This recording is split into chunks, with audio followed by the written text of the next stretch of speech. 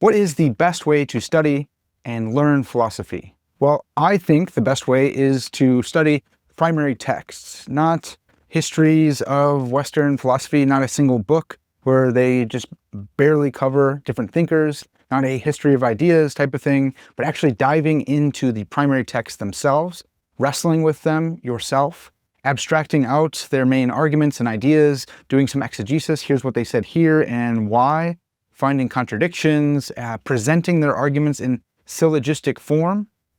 That's the best way to actually learn philosophy yourself. You are reading good philosophers and thinkers. You are chewing on their ideas. You are trying to present them in the best possible light and then trying to attack them. And maybe you say, hey, this argument is bad, or it's good, it's close enough, but I'm going to soup it up a little bit more and make it a better argument. That's the best way to study and learn philosophy. And in order to do this, you need a community of people. Hey, I read this book and I think this is his main idea. What do you think about that? Look at my argument. Look at my formalization of the argument of Descartes. Do you think that's spot on? Do you think that's off? Is Descartes wrong? What do you think? And so doing philosophy in community by looking at primary text is the best way to study and learn philosophy. And so with this in mind, I've decided I want to continue teaching philosophy and theology. And so I'm doing that over on my Substack, Parker's Ponderings. Right now we are doing a read-through of C.S. Lewis's book, Miracles. This is a preliminary study of miracles. It's a philosophy book on the kind of worldview that would allow for miracles and why the worldviews that would prevent miracles from ever happening, why those kinds of worldviews are not true, why they're false, according to C.S. Lewis. So this is actually his most philosophical book, maybe his most theological as well, but it's really difficult. So even C.S. Lewis nerds don't get all the way through this. So I picked it and I said, hey, I'm going to write some companion essays in order to help you understand C.S. Lewis's arguments and to help you learn a little bit of philosophy and theology along the way. So far, it's been going awesome. It's fantastic. You can find the companion essays to this book on my Substack. Just look for a link in the description here.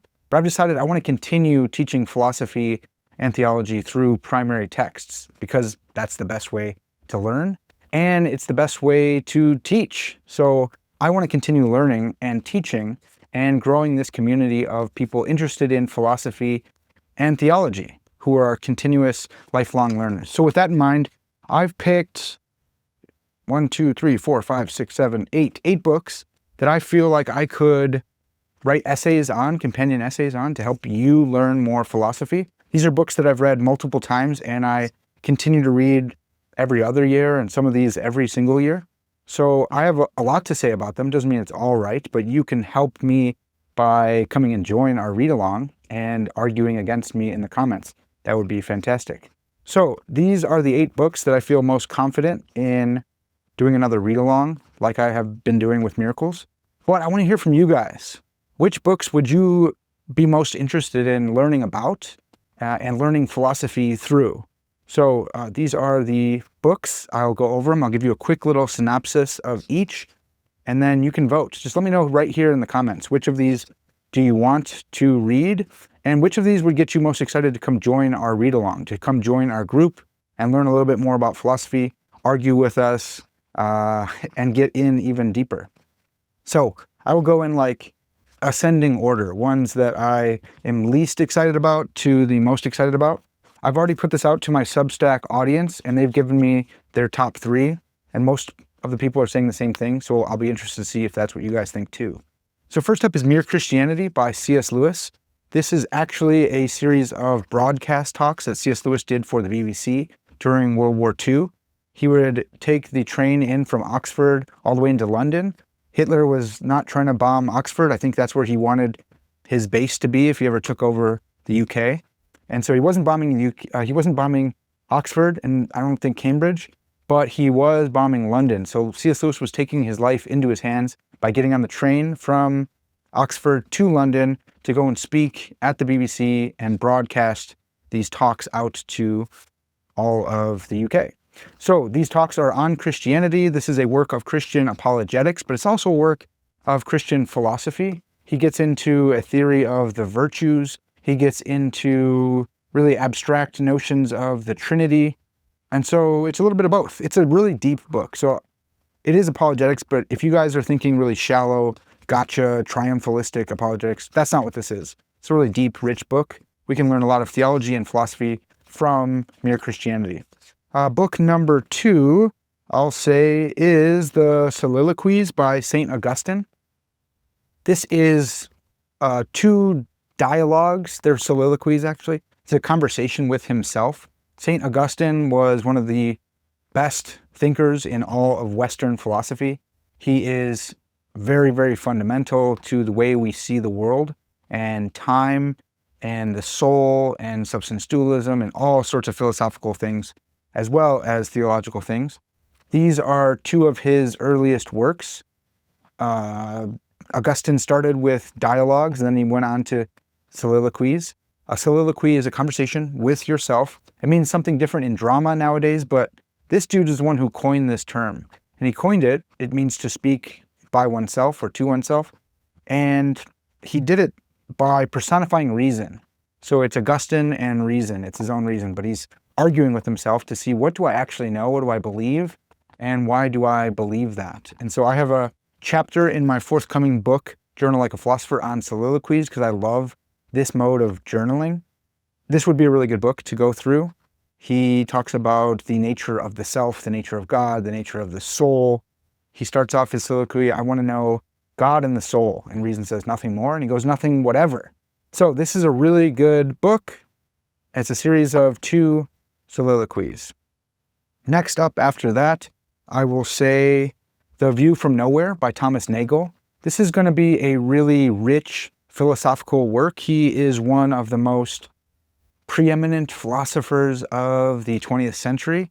He is foundational in the analytic philosophy world. I mean, he's got his fingers in all sorts of different pies. And analytic philosophers usually use a lot of variables. It looks like you're reading a math paper. He doesn't do that. He is very, very readable. And analytic philosophers have also been called out for, have been critiqued for, arguing over really small points that don't really impact our lives that much. But Thomas Nagel's different. He talks about death and the subjective perspective and all sorts of stuff, morality, self-transcendence. It's fantastic. This book is really, it's going to be the toughest in the whole series of books that I'm proposing here. But this will get you deep, deep, deep into philosophy. And it is actually readable. It is a lot. There's a lot of arguments. It would be really hard for me to write a bunch of companion essays on this, but I'll do it because it's still really fun. I read this book often, and it was one of the most profound books when I read it. It's still profound, but it opened up my mind to a whole world of subjective reality that I had been overlooking. So, The View from Nowhere by Thomas Nagel, really, really good book. Next up, I will say René Descartes, a discourse on the method. This is his shortest little concise philosophical work on his philosophical project. So he's also got, what is that one called? Meditations and Other Metaphysical Writings. The Meditations, foundational, huge, big work. This is much easier to read. It's much shorter. And he's going through, here's how I got to the positions that I take in the Meditations. Here's my philosophical method. But he still includes things like the cogito ergo sum, I think therefore I am, which is actually jacked from St. Augustine. He said si faller sum. If I'm mistaken, then I still exist. Anyways, René Descartes jacked that and put it in his own philosophy and made it the bedrock of his philosophy. In here we're going to have epistemology, we're going to have metaphysics, we're going to have justification for the law of induction, why the future will be like the past, and why nature is uniform, or justification for the belief in those things. It's a really good book. It's really short and concise. It'd be easier to write companion essays on this. There are really good introductions to these Oxford World Classics books. I think there's only 6 parts to this, so this would be an easy read. This one's only 63 pages, so That would be an easy one. René Descartes, A Discourse on the Method. Next up, we have Bla1 Pascals Pensées. The Pensées was meant to be a work of Christian apologetics, but René Descartes, or Bla1 Pascal, passed away before he could finish this work. So that's a bummer, but it actually turned out to be a really good book of aphorisms. So there are some arguments for God's existence and stuff, but there's also a lot of really profound reflections on the human condition in here. Profound reflections on the nature of God, profound reflections on war and community and government. It's a really fascinating book. And I'm glad he didn't clean it up and turn it into a mere work of Christian apologetics. This is Christian aphoristic philosophy, and it's really, really good. René Descartes was a Jansenist theologian, and he was a scientist and philosopher, a genius. This is the generation right after Descartes, and he had some strong words to say about Descartes, which is fantastic. So this would be fantastic. They're a lot more disconnected. There's not a straight argument running through the whole thing, but still, it's a work of aphorisms, and I'm writing a whole chapter in my book, Journal Like a Philosopher, on aphorisms, so I'll be reading this again anyways. Here are the top 3 books that my Substack audience has listed as books that they want to be reading. I think we're going to go through all 3 of these. We may not pick all of the ones I've already described earlier, but these 3 are all so good that I just have to write on them. First up, I'll say, is C.S. Lewis's Out of the Silent Planet. This is a work of science fiction. It's a really cool book. C.S. Lewis had something of a bet with J.R.R. Tolkien, the author of The Lord of the Rings. They said, hey, look, we don't really like how the themes are playing out in modern science fiction of the time they're talking, 1920s and 1930s. They're saying, look, this is all like humanistic, this is all naturalism, this is all aliens bad, humans good. Let's change that and let's write our own science fiction. So they flipped a coin to see which one of them is gonna write a space travel story and which of them is gonna write a time travel story. And so they flipped a coin, and C.S. Lewis ended up with space travel and Tolkien ended up with time travel. I think Tolkien wrote that book on time travel, or maybe it's a short story. I can't remember where it is. Someone had mentioned that to me, and I bought the book, but it's somewhere on my bookshelf. Can't think of the name right now. But this is C.S. Lewis's space travel story. He has a series of 3 science fiction stories called the Ransom Trilogy, not the Space Trilogy. Lewis's whole point was that there's no such thing as space, like empty space, but it's all the heavens, and it demonstrates God's glory and all that. This is the most science fiction-y of the 3. The first one is a space travel story. And C.S. Lewis was a Neoplatonic Christian philosopher in his own right. This is a work of Neoplatonistic philosophy. This is Neoplatonic philosophy at play in here. It's really great. It's like Plato's Republic in science fiction form set in space. So there's a lot of philosophical themes that we can talk about in here. After this comes Perelandra, which is science fiction-y, but it's more of a fantasy book. And then the third one, That Hideous Strength, is a dystopian science fiction novel. So I would love to read this with you guys and talk about philosophical themes in there. Next up, this is like tied for first place, I think. It's Boethius's The Consolation of Philosophy. Boethius was the last Roman philosopher. He was highly impacted by Stoicism and Neoplatonic Christian philosophy and Aristotelianism. This guy was a genius in his own right. He was brilliant, and he wrote this book as a political prisoner in jail, maybe from memory alone. So he's got a lot of citations in here. It looks like he was probably citing those from memory, which is amazing and fantastic. This book is beautiful. It's like St. Augustine's soliloquies, because this is a soliloquy between Boethius and his own reason, but he's personified his reason as a woman called Lady Philosophy, the personification of philosophy. And so he's arguing with her in jail, and she's helping him console himself. There we go. He's consoling himself through philosophy. He's arguing himself into a better position, and he's got all sorts of things to say on the nature of the good life, the nature of God and time, the nature of free will and determinism or fatalism. He's correcting some things in Stoic philosophy. It's a brilliant book, and it's another really short one. There are 140 pages in this Penguin Classics one. I really like this. I got another copy. I haven't read it yet. This is the copy that I read in grad school. In all three of my master's degrees, we've read this book. I've read it a few times after. It's a really good book. We should maybe pick this book. But the last one on the list is going to be Frank Herbert's Dune. I love this book. I listen to it on audiobook every 6 months. It's really, really good. You'll find Dune art all over my office. Frank Herbert was a philosopher. Yes, he's a science fiction author, but you can't read this and come away thinking he's anything less than a philosopher. He is an aphoristic philosopher. He's got beautiful, fantastic aphorisms in here. He is a great omniscient, third-person omniscient author. He ruins the plot for you often, and yet you're not mad about it. He's got these little epigrams that tell you the plot of the chapter you're about to read, and you're like, that was great. I'm not mad at you at all. He has a whole series of these, 6 books, and then a bunch of fake ones by his son, but this is the best one in the series for sure.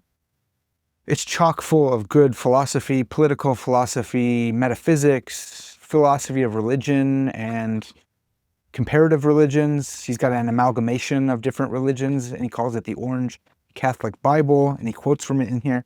It's a fantastic book of science fiction and fantasy, but it's also a good philosophy book. We can learn a lot of philosophy from here. I would have a lot of fun writing companion essays on this. I've read a bunch of secondary sources on Frank Herbert and on his philosophy in Dune. There are a bunch of books. I have a whole stack of them. So I would love to write companion essays on this. What I'm thinking is that we maybe start with Dune, and then we go to Botheus, the Constellation of Philosophy, and then we read Out of the Silent Planet. And that would be the next 3 in our read-along Parker's Ponderings book club. What I've been doing is writing free companion essays for anyone who wants to read them, and you can comment your thoughts right there on Substack. And then for paid subscribers, you can join.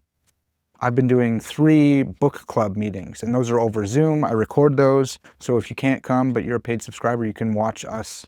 You can watch the recap. You can watch a recording of us talking about the chapters. So that's what I like. I think we'll do it that way.